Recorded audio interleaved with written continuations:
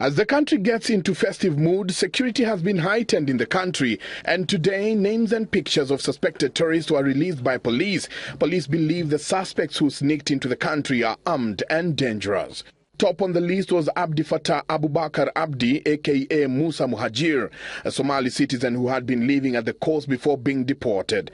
Abdi Fattah is wanted alongside Abdallah Mumin Abdallah, Suleiman Mohammed Awad, Abdallah Siraj Maroom, Mohammed Ali Ahmed, and Hussein Said Omar. They are wanted for the roles they allegedly played in the Peketoni attacks.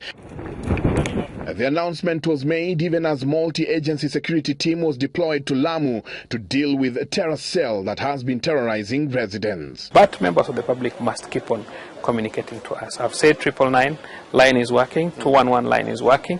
If you notice anything, please inform the police so that we can take immediate action.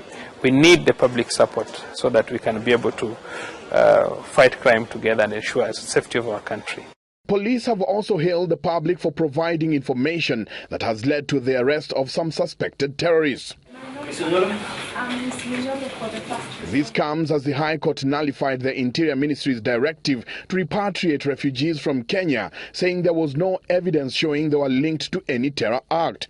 Justice Isaac Lenaola further ordered the government to ensure 48 children whose parents were repatriated reunite with them, adding that each should be compensated with 50,000 shillings for violation of their rights. Michael Njenga for Citizen Weekend.